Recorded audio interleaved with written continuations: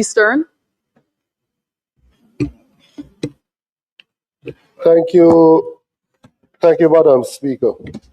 I just wondered for a second.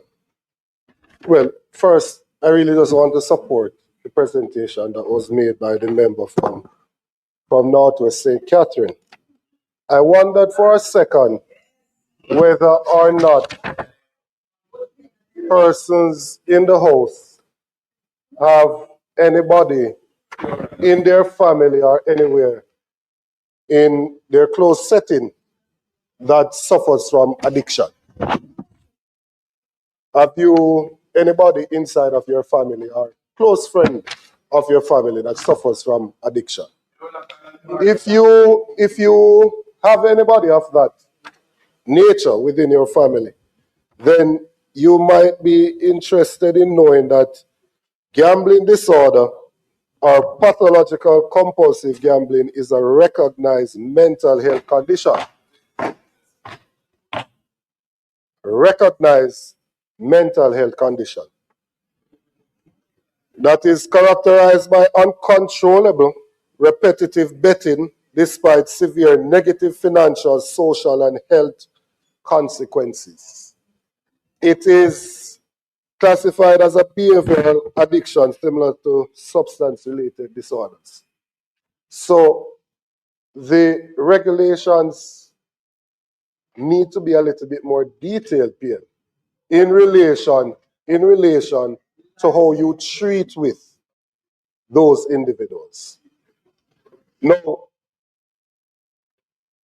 for an individual to be allowed to use a credit card to gamble is a recipe for disaster. It should be clear that that is not allowed. I think we all can agree to that. Because debt is a terrible master. If you go to scripture in Proverbs 22 and verse 7, the King James Version, it says that the rich ruleth over the poor, and the borrower is servant to the lender. So, what is not a trivial point.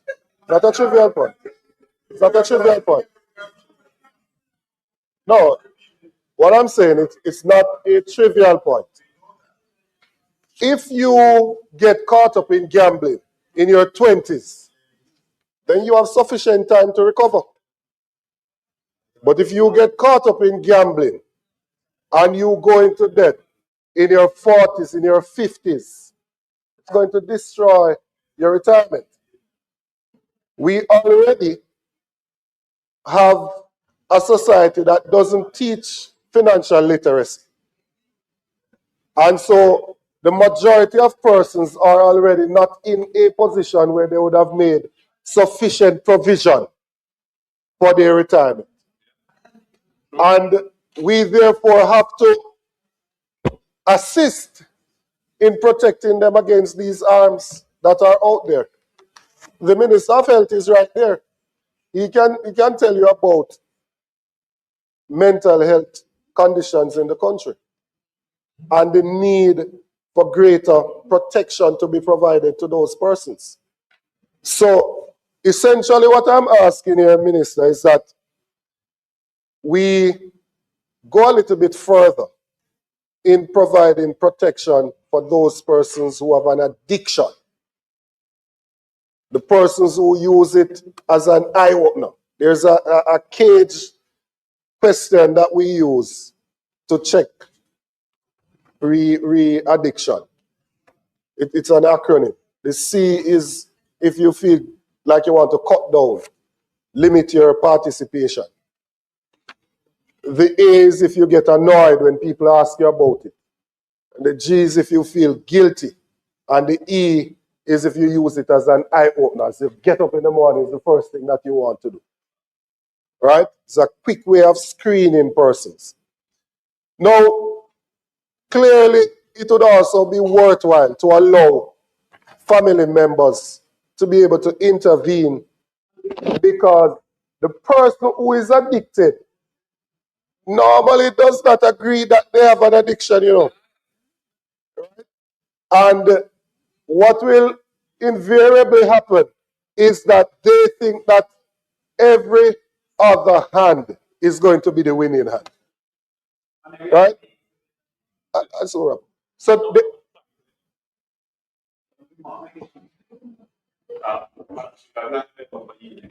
point of clarification. I'm using the privilege as was used by the member from St. Anne Southeast.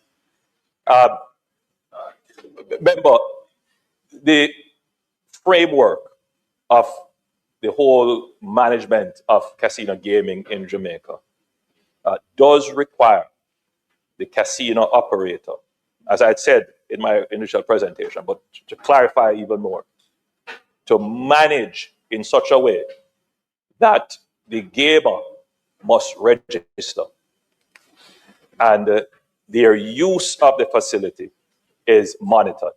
And there are minimum standards which set a trigger that would help for quick intervention were there to be any detection of self-abuse or addictive behavior. So there are mechanisms in place. Now, these might be debatable from the point of view of a medical standard versus, you know, any other kinds of standard, but it is not sufficient. It is not fair to say that provisions are not in place. Provisions are in place.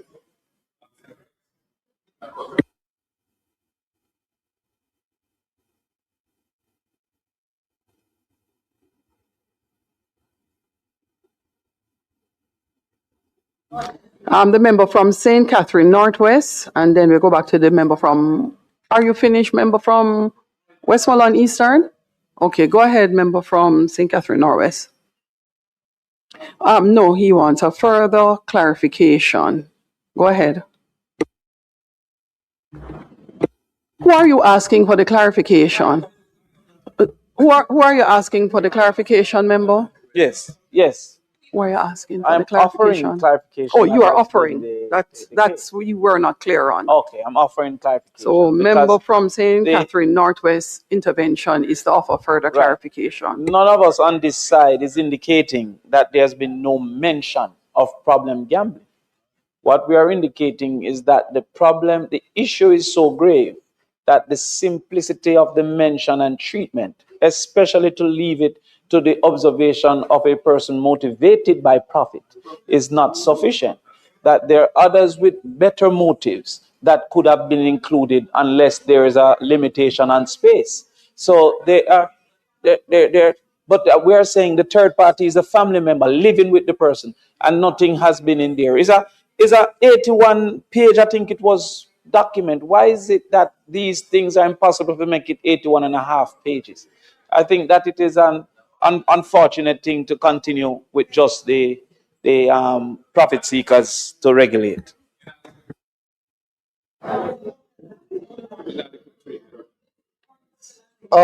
members, I believe, as opposed to turn this into a contentious matter, I think fundamentally we all agree that should somebody have an addiction, that person should be dealt with, and so we can spare themselves and their families a further harm.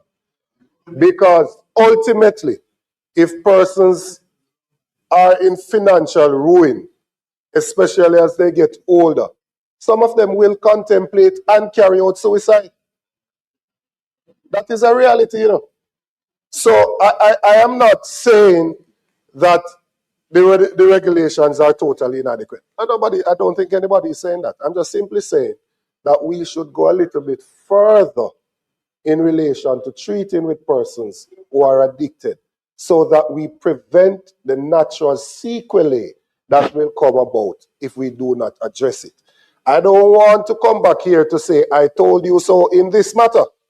I don't want to. So let us deal with the matter from now to prevent the harm in the future to those persons. Minister Williams? Yes, Madam Speaker, just to respond to that last point from the last speaker and to close in general, The Casino Gaming Commission that has been in existence now for several years has a very robust program called Responsible Gaming. And I am sure as the industry begins to grow and evolve, you will see these programs evolve as well. I just want to say, Madam Speaker, that in listening to the questions and the comments from the other side, what I note is that they throw up issues that are already dealt with in the regulation. So, for instance, more than one speaker has made a big deal about the casino credit. But if you go to the provision of credit to patrons, Part 4, 28.1, it goes through in great detail that, for example, a casino operator shall not grant credit to an employee holding a senior managerial or executive position at the casino. That's very detailed. A casino operator shall not offer any form of monetary compensation, commission, or reward to any person calculated by reference to the number of credit application or the value of any success. It goes through in great detail as it speaks to casino credit, as it speaks to credit policy, as it speaks to credit agreement. In fact, it is prescriptive.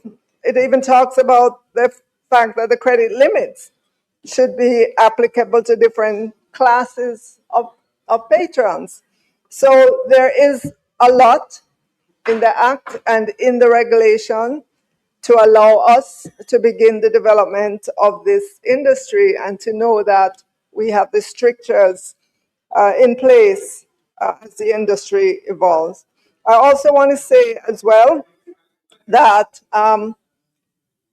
there was a question earlier on, I think from the member from St. Andrew Southeast,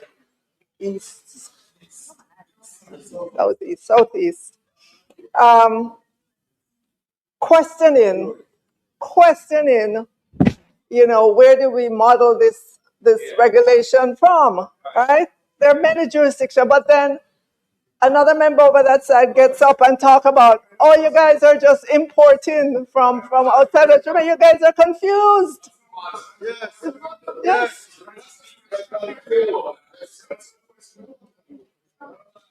There are many in, sure, countries like Singapore, several, yes, in developing the Act and the regulations, the technical persons looked at many countries. I'm trying to find the list here. Multiple jurisdictions, and they looked at best practice and they ensured that they tailor those to the Jamaican context. So yes, they did look at multiple jurisdictions. There was a question to do with, is there any IRD granted? Has there been any IRD granted? And one application was received. There's no gaming license that has been issued yet, and we have one application so far. With regards to the large-scale pioneering industry, yes, a committee to review application is in place. Has the government of Jamaica fulfilled all its requirements to Tavistock? That agreement is still in place, and we are working on it. It was only recently, within the last several months, that the legislation was passed here in Parliament, and I know we have a number of things set out that we have to walk through, that we have to do to complete, but we are working closely with them to ensure that those, or that we fulfill our obligation as well as on their side as well. So, Madam Speaker, I'd like to conclude the debate on the bill and ask for the bill to be read. Hold on. Hold on. Ask for the motion to be approved. Madam Speaker, I now move that the motion, notice of which was given on the 3rd day of February 2026, be approved.